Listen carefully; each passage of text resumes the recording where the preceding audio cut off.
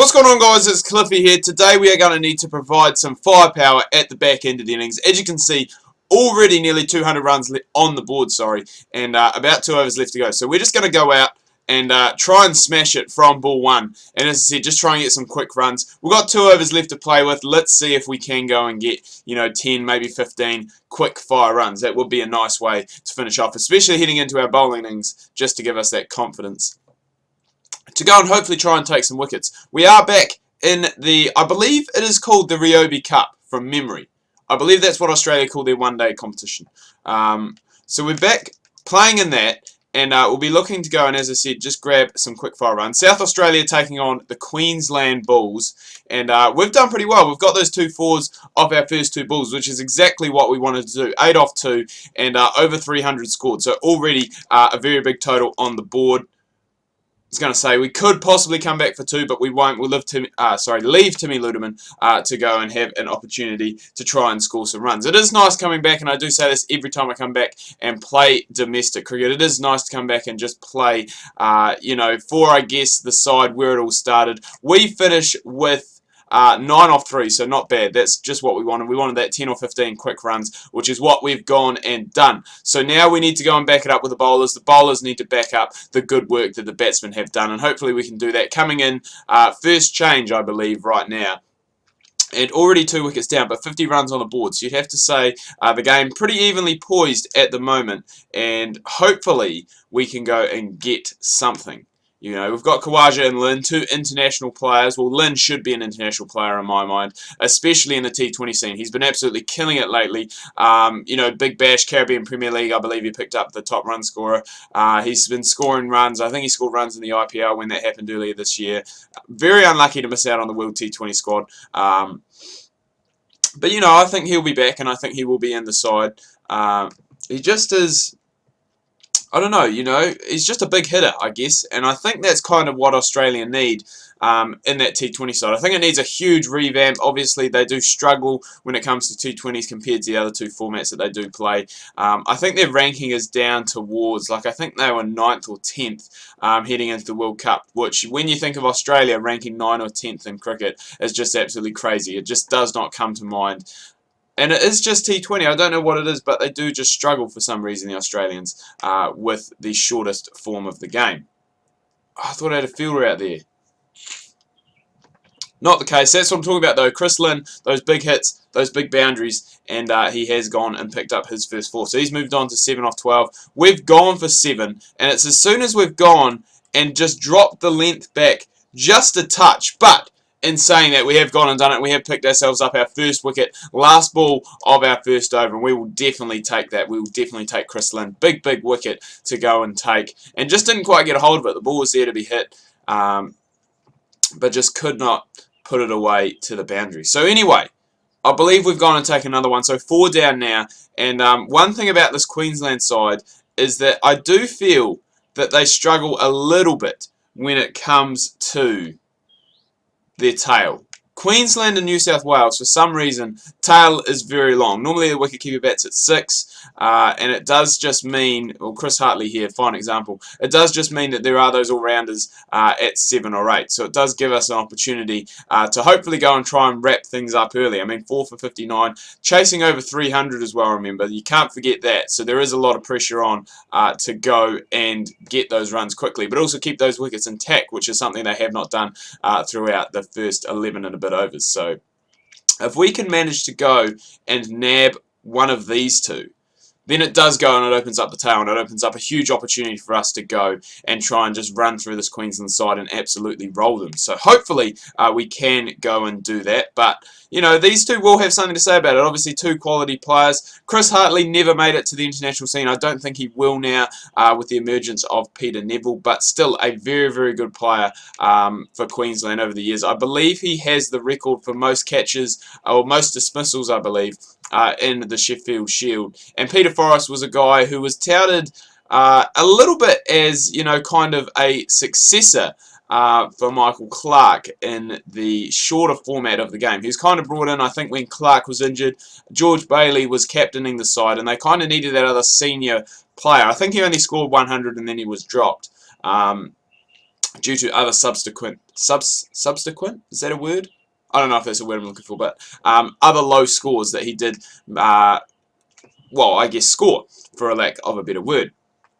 But now we've done about that, we're going to talk about a few tests that are going on at the moment. The first one is the West Indies and India game, which was a complete landslide in the first test. The second test does seem to be a little bit closer. The West Indies are putting up a lot more of a fight, and very surprising, the Indians did manage to score, I think it was above 300 odd in their first innings. But very surprising, the players who got their runs. Ajinkya Rahane, 50, I believe I talked about that possibly on Wednesday, I'm not 100% sure, but he got 50. The players who got 100s really surprised me. Ashwin, batting at 6 again, picked up another 100. That is his second 100 of this series, and it is now his fourth test 100, so I guess you could kind of start considering him as a pure all-rounder rather than a guy who is just, you know, a bowler who can bat a little bit. I would really start considering him in that pure all-rounder spot. And a lot of people saying that possibly he is going to bat at 6 long-term in this Indian test lineup because he is a better player than Saha. But Saha put his hand up as well, and he scored 100 too. I believe that's his maiden test 100 that he has scored.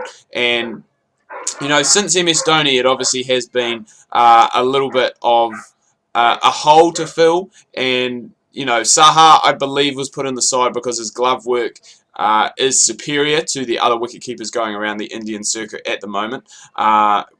Which is why he was included in the side, not necessarily for his batting, because I believe the Indians thought, you know, even if he bats at 6 or 7, you know, the top 5 are going to go and get the job done, and that normally is what happens. You know, Rahane scores runs, or Virat Kohli scores runs, Pawaja scores runs, or one of the openers goes and gets runs as well, but that was not the case in this test, and it was actually quite good that those two did score some runs. Otherwise, it would have been a very early, well, I wouldn't say early finish, because obviously the West Indies would still have to bat through in their innings, but it would have been a very quick finish to the Indian innings if those two didn't provide the resistance that they did, because no one else, apart from Rahane, made it past 50, and I believe there weren't many players that actually went and made it into double figures. I believe Rahul did actually score a 50, the opener, and there's food for thought that maybe him and Murali Vijay will open the batting together, because Shikhar Dhawan had another failure in this first innings. I think he only scored 1. So we possibly may have seen the last of Shikhar Dhawan opening in this test side for the Indians, but that will have to wait and see. Apart from that, West Indies did have a very good reply, 107 for 1 stumps on day 2. So they're only about 200 runs behind with 9 wickets left in hand. So they have done a really good job, considering they were absolutely walked over in that second test. They've made a few personnel changes heading into this game, and it will be interesting to see how the rest of the test, how the other 3 days do manage to go and pan out. A player from the West Indies who I am really impressed with, Roston Chase, who made his, I'm not sure if he made his debut in the last game, but he has been very impressive so far. Scored 100 in the first test match, and also took a 5-wicket bag, and I believe he is the first player since Sir Gary Sobers, to score 100 and take a 5-wicket bag for the West Indies in the same game. So, you know, things are looking good. Obviously, number 6 batsman for them, who is very useful with the ball as well, to go and pick up those wickets. And I think he picked up a couple in the second test as well. So not proving, or sorry, showing that he's not a one-trick pony or a one-hit wonder. He is going to go and hopefully be a consistent performer for this West Indies side that can get back. You know, it would be nice to see this West Indies side get back to the West Indies side of old, you know, such a dominant force in the 80s and even the 90s, and just really dropped off. I guess the money hasn't really been pumped in. T20 cricket, I think, is a big, you know, it is a big thing for the game of cricket in general, but I think for West Indies cricket, it has really done them more harm than it has done them good. A lot of the superstars of T20 cricket, obviously West Indians, have chosen, I guess, the money over playing for the national side. Dwayne Bravo, Chris Gale, Pollard, Andre Russell, just a few that I can name off the top of my head. But we won't get into that any further. We've bowled our 5 overs, and we do have another 5 left to go. They had a pretty good spell to date so far. I'm going to continue to persist with this field, because it does seem to be working very well for us. And Queensland are struggling. Remember, over 300 is the score that they're chasing. So to be 5 wickets down at the 20 over mark, not the ideal place to be. But the other test matches going on. This is Stumps, I believe, day 1, which is England and Pakistan playing off in the 4th test. Now, it does actually have a little bit of importance, this test match. Obviously, Pakistan, if they can win it, head back to 2-2 in the series. England go up 3-1 if they do win it in this final game. So there is a little bit of importance heading into this game, and I don't know how that has gone and missed Peter Forrest's leg stump, to be honest. I really do not know. But England got off to a little bit of a shaky start. When I was watching, I think they were about 95 for 4, I believe, at lunch. Lost 4 very early wickets either way, which is never good. But they did have a little bit of a comeback of sorts. Johnny Bairstow, who, if you look back 12 months to me, I would say he's failed with the bat in the international arena, especially in the test arena. The guy shouldn't be given a chance. But since then, he has gone and really piled on the runs. He's been scoring hundreds, scoring half centuries. He scored a 50 in this game, 55, which is very crucial. And another player that did really get the job done, a player who has been dropped, I believe, earlier in the series with the emergence of Chris Wokes. But there was an injury to someone. I'm not 100% sure who it was. Ben Stokes, actually, was injured.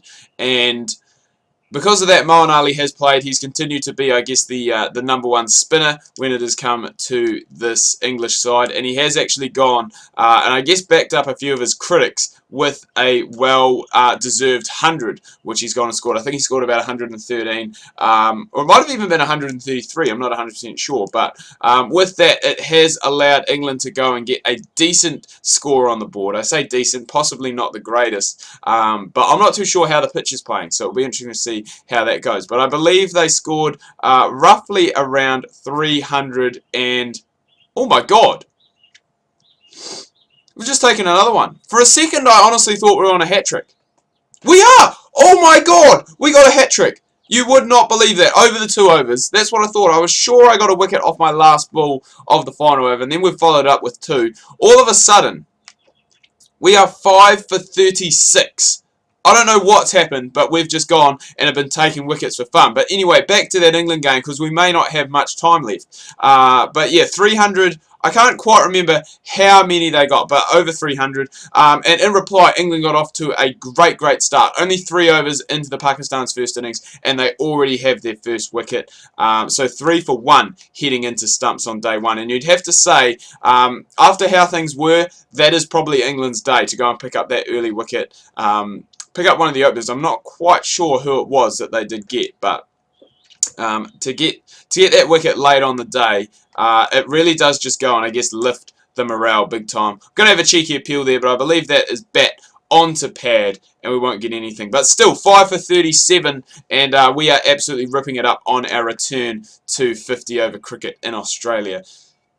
Can't ask for too much more than that. 9 off 3 with the bat as well, so we've done it with the bat. We didn't have that much of an opportunity to score some runs, but it would be nice if we could go and wrap up this tail. Pick up a 7 for would just be a great way to return to the Redbacks, and I guess just absolutely take apart Queensland, because 8 for 110, this is going to be a big win for us. And I've talked about this in Cliffy's Champions League time and time again.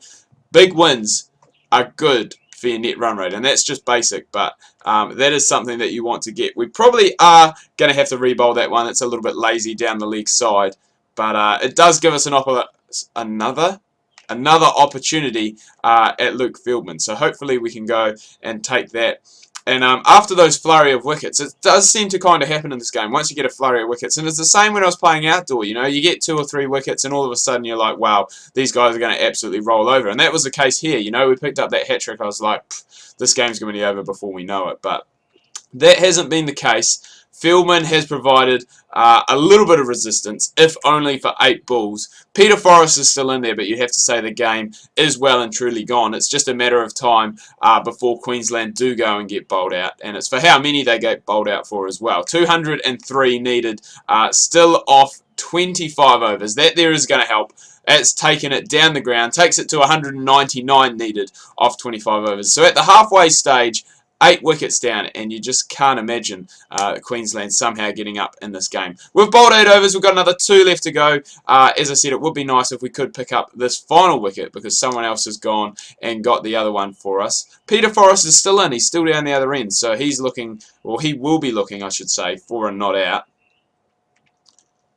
Risky run, though. Risky run when you're 9 down, but I suppose you've got nothing to lose. You may as well try and get Peter Forrest on strike for majority of the over because it is just going to make it a little bit easier on you, the tail ender. But Neza, 3 off 9. He is doing his part. He's doing his job. He's hanging around there, hanging around for Forrest to go and try and, I guess, just, you know, take down this deficit a little bit. And in a situation like this, it is very hard because the game for Queensland basically is gone. There's no way they're going to win it unless Peter Forrest can somehow hit a magical 150 and Neza chips in with 40 runs off edges and lucky shots. But in this situation, it is hard, and I think I've talked about this before in another video. If you were in this situation, what would you do? Would you just go out as Peter Forrest and go for a hit and try and score some quick runs and finish the game up, or would you try and bat through, you know, as long as you can and try and accumulate more than anything? Because it is a hard one. You know, you could go out,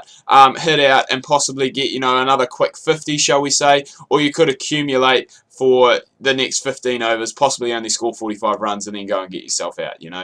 It is a very hard one, especially when the game is essentially gone. There's no way that Queensland are coming back into this game. No way they're going to win it. No way they're going to even get close. I think it has actually wrapped up before we've been able to go and pick up, bowl our 10th over. But we'll be happy about that. Tommy Cooper gets a man in the match, 121 of 114. We pick up 5 for 45. And remember that 9 off 3. Very crucial 9 off 3 with the bat. We'll go and take that. The Redbacks win by 188 runs in absolute hiding in one-day international cricket. But anyway, guys, I'm going to wrap things up here. Do hope you've enjoyed this video. If you have, please remember to leave a like. If you are new, please do subscribe. Make sure you check out my Facebook and Twitter links that can be found down below in the description. Hope you've had a good week so far and have a good weekend plan. Remember, no video tomorrow, but tune in Sunday. We've got Cliffy's Champions League Week 3 coming your guys' way. Make sure you do not miss that.